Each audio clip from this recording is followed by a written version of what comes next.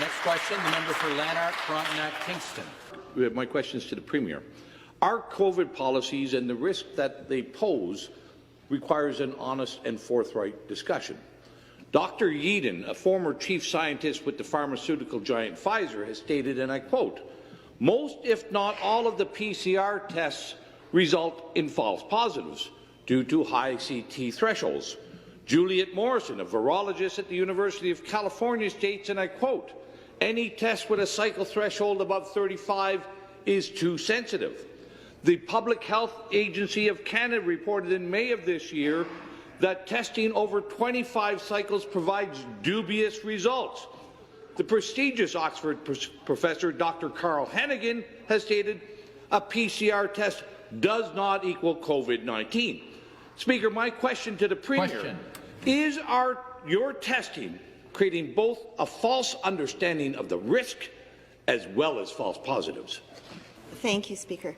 The PCR testing is very effective in areas where there are outbreaks. It has proven to be so. We are receiving that information. We need that information in order to take action. We have taken action on several fronts in terms of limiting unmonitored social gatherings, limiting capacities in restaurants and bars, and in other actions that we've taken. But I'm not quite sure what the member is suggesting. Are you suggesting we don't do any testing? We just stop testing? Is that the reaction that we should be taking with this? What else would you suggest? Back to the Premier, and I'm glad that question was posed. On July 30th, the Deputy Medical Officer of Health, Dr. Barbara Yaffe, stated, and I quote, "Our testing can result in over 50% false positives. That is, the person actually doesn't have COVID. They have something else, or they may have nothing." She has also called for limits on testing of asymptomatic people, while the government calls for more. Another contradiction in a long list of COVID contradictions. We know high false positive rates are due to high CTs, and Canadian and world experts agree it should not be more than 25 cycles.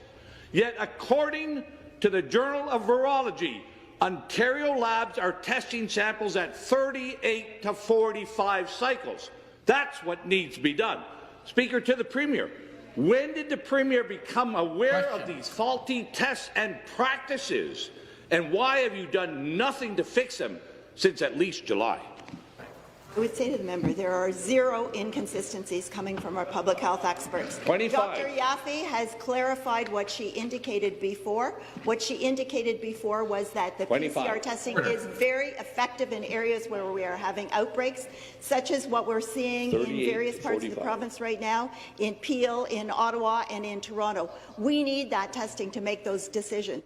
We are taking action where we need to take action. We're looking at other methods of testing as well. Some of the antigen testing is looking very promising. It looks as if Health Canada is going to be approving that. It's a good screening tool, but we need every tool that we can use at our discretion. PCR testing, antigen testing. We're looking at saliva testing. We need everything that we can do for screening and for testing purposes to keep the people of Ontario safe and healthy.